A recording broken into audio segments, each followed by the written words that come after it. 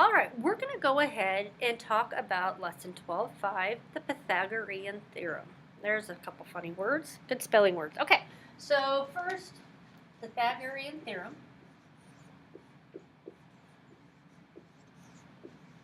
Pythagorean Theorem.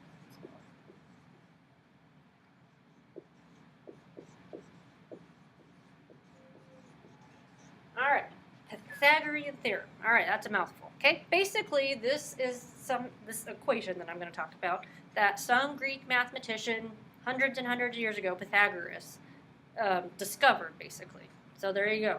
If you discover some math equation that works for every situation or whatever, they'll name a theorem after you. All right. So the Pythagorean theorem. Okay, what the Pythagorean theorem deals with is right triangles. This only works for right triangles. Do not try it on anything else because it won't work. Okay?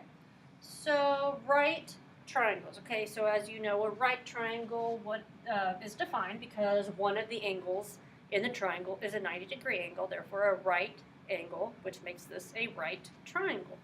Okay, so before we even talk about the Pythagorean theorem, we need to kind of understand the different parts of a right triangle. All right, so we have these two lines that basically make up the right angle, right? These are called legs. Leg, leg.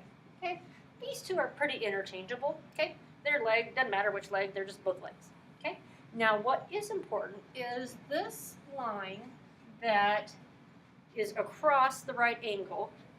Okay, this right here has a very special name, which I probably should have looked up how to spell it because I'm pretty sure I don't know how to spell this. Okay, this is called the hypotenuse. I think I might have got it. Okay, again, another big word for a theorem that involves even more big words. All right, but this line is very important. This is called the hypotenuse. In a right triangle, the hypotenuse is always going to be the longest line. It is impossible for either leg to be longer than the hypotenuse. You can try it as many times as you want, but the hypotenuse, if you have a right triangle, is always going to be the longest line. Okay, so very important you remember this: leg, leg, hypotenuse. All right, so Pythagorean theorem basically states a squared plus b squared equals c squared. All right, amazing. So this guy created this theorem, a squared plus b squared equals c squared. Okay, so what in the world does that mean? All right, so with right triangles, your legs are always a and b. Okay, it really doesn't matter which one's which because essentially I'm adding them, so the order doesn't make a difference. It's gonna be the same sum, right? Okay, but what is very important is the hypotenuse always has to be c. Okay. No exceptions. Hypotenuse, C. Legs, doesn't matter which one. They're A and B. Doesn't matter which one's which. Okay? But the hypotenuse must always be C. All right. So let's go ahead and try. Let's use this theorem. Let's see how this actually works. Okay. I've got my little right triangle over here. Okay. Okay. This is 3. This is 4. Okay, so with the Pythagorean theorem, they're always going to give you a right triangle, and they're going to give you 2 of the sides. Okay, it might be the 2 legs, and might be a leg and a hypotenuse, but they're always going to give you 2 of them. Okay, and then you use the Pythagorean theorem then to figure out what the length of that third side is. Okay, so again, we're going to write Pythagorean theorem: a squared plus b squared is equal to c squared. Okay, so if you remember when we talked about this, our legs are always A and B. Okay, so it doesn't really matter which one's which, but what does matter is that the hypotenuse is C. Okay, so we know 3. Okay, I just randomly put A as 3. Okay, so let's go ahead and plug that in. Instead of A, I'm going to write 3. Now it's important that I still have that squared. We got to do that yet. Okay, then B was 4. So again, I'm just going to substitute the 4 in for B. Okay, and then C squared. Okay, so and then C is our unknown. Our ultimate goal is to figure out what the length of this hypotenuse. We're going to solve for C. Okay, so basically I've rewritten the Pythagorean theorem, inserting the values that I was given. A was 3, B was 4. Okay, so now let's go ahead and square these numbers. Okay, 3 squared, well, 3 times 3 is 9, plus 4 squared, 4 times 4, 16. Is equal to c squared. Okay, well, let's go ahead, take it a step further. Let's go ahead and just add those. Okay, 9 plus 16 is 25 is equal to c squared. Okay, now 25 is not my answer. Okay, because if you look here, it's c squared. Okay, oh, I'm trying to solve for c, not c squared. Okay, so if I have a number squared and I just want basically c times c is c squared, right? So I just want to know what one of those c's is, okay? Remember when we talked about inverse operation, I'm squaring c.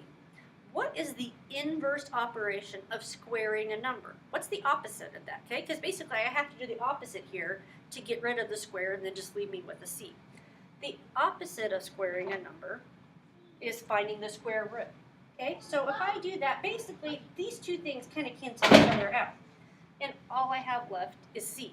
Okay, that's what I want. Okay, but remember with algebra, if I do something to one side of the equation, I have to do the exact same thing to the other side. So over here, I took the square root of c squared to make the square go away, right? Okay, so that means I have to do the square root of 25. Okay, so now I'm left with c is equal to whatever the square root of 25 is. Well, we know 25 is a perfect square. Okay, 5 times 5 is 25, so c is equal to 5.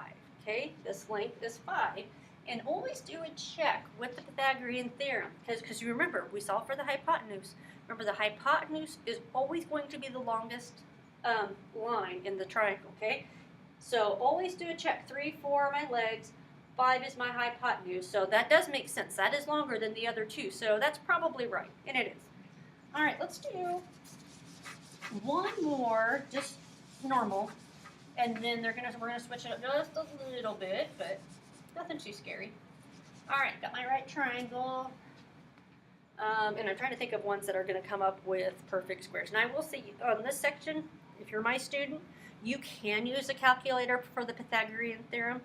When you're using that, because not all of these are going to be perfect squares. You're going to get one of those random string of numbers. Remember we just talked about that? What kind of number is that? Irrational number. So if I had to ultimately I had to find the square root of 115, okay? That's not a perfect square. It's going to be, it's going to be between 10 and 11, because 10 squared is 100. 11 squared is 121, so the square root of 100, and what did I say? Okay. Yeah, 115 is going to be somewhere between 10 and 11. It's going to be 10 point some random string of numbers, okay? So they're irrational. A lot of times your answers will be irrational, and that's okay. Just if you have a random string of decimals, just write your answer to the nearest hundredth is sufficient. I don't need 5 million numbers after the decimal. All right, so let's go ahead and do one of those that just is not going to work out perfectly, and that's fine. All right, so let's do 5, and let's do 8, okay? So again, my legs, I got my 2 legs. I've designated those. This is 5. This is 8. Okay, so, and we're trying to figure out what C is. We're trying to figure out the length of the hypotenuse. Well, just knowing, okay, estimating ahead of time, well, I know it's got to be greater than 8, right? Because this is going to be longer than either of those two sides. All right, so let's write the Pythagorean theorem. A squared plus b squared is equal to c squared. Okay, let's go ahead and substitute what we do know. Well, and again, it doesn't really matter which one's which. Let's randomly assign a 5, okay? So a, let's go ahead and substitute 5 in for a, 5 squared. All right, let's substitute 8 in for b. 8 squared is equal to c squared, okay? And again, we're trying to solve for c. All right, let's go ahead and take it the next step further. Let's go ahead and square these numbers. 5 times 5, 25, plus 8 times 8, 64 is equal to c squared, okay? Next step, let's add them together. 25 plus 64 is 89, is equal to c squared, okay? Now this is one of those situations, well, we know 89 is not a perfect square, okay? Guesstimating about where it should be, well, 81 is a perfect square, so that's 9. 100, so it's going to be somewhere, it's going to be 9 point something, okay? So remember, how do we solve for this? Well, we don't want c squared, we only want c. So what's the inverse operation of squaring a number? Finding the square root. So I'm going to find the square root of that, and basically these two things cancel each other out. So now I only have c, but since I did the square root over here, I have to do the square root over here. Okay, so C, and this is why I said you could use a calculator, because all I know is that the square root of 89 is somewhere between 9 and 10. So then on my calculator, I'm going to type in 89 square root, okay, and that's 9.4333, 98. And again, this is an irrational number. It would go on forever and ever. But in this case, I always just say just round to the nearest hundredth is sufficient. So 9.43. Now let's look at the next number. Let's see if it's going to be 9.44 or 9.43. No, it's a 3, so that's not going to bump the 3 up to a 4. So in this case, C is equal to 9.43. Okay, double check. Well, 9.43, is that bigger than either side? Yeah, so that makes sense. That's probably, that is my answer. All right, we're going to do one more example that's a little bit different. We're still using Pythagorean theorem. We just have to kind of think about something a little bit differently. Okay, in both the examples we've done, we've always solved for the hypotenuse. Okay, that's not always going to be the case. Again, Pythagorean theorem works if you have any two sides. Okay, so I've always, the previous examples I gave you both the legs, and we figured out the hypotenuse. Well, a lot of the times you're going to have maybe a leg and the hypotenuse, and you have to solve to figure out what the other leg is. Okay, so let's go ahead and do this. 6, my hypotenuse is 13. Okay, and then this is my unknown. This is my x, this is my variable, or I guess we'll do b. Yeah, I mean, b would make sense because that's what fits in the Pythagorean theorem. All right, so we've got length of one leg is 6, the hypotenuse is 13. We've got to figure out the length of the other leg. So again, let's write up the Pythagorean theorem. A squared plus b squared is equal to c squared. Okay, let's go ahead and plug in the values we do know. All right, so if this is b, then 6 must be a. So 6 squared plus, okay, b is what we're solving for, so we don't know that. B squared is equal to c squared. Well, in this case, we know the hypotenuse is always c, so that's going to be 13 squared. All right, so let's go ahead and square what we need to square. 6 squared, 6 times 6, 36, plus b squared is equal to 13 squared, 169. All right, so now we got to use a little bit of our algebra skills here, okay? Well, we're trying to solve for b. Ultimately, we want b equals some magical number, right? Okay, so back to our algebra skills. Well, we've got plus 36 over here. We want to get rid of it because we just want the b squared all by itself, right? So how do we get rid of the plus 36? We subtract 36. Poof, it's gone. So if I subtract 36 over here, what do I have to do over here? Subtract 36. Okay, so now we've got b squared is equal to 133. Okay, just eyeballing that, we know this is going to be an irrational number because the square root, or our answer will be an irrational number because our next step, we've got b squared is equal to 133. What's our last step? We don't want b squared, we want b. What's the opposite of squaring a number? Finding the square root. So we do the square root. Again, these two things kind of cancel each other out. So, but if I find the square root over here, I got to turn around and do it over here. So my answer is b is equal to the square root of 133. Well, we know this is going to be an irrational number because 133 is not a perfect square. Got on my calculator.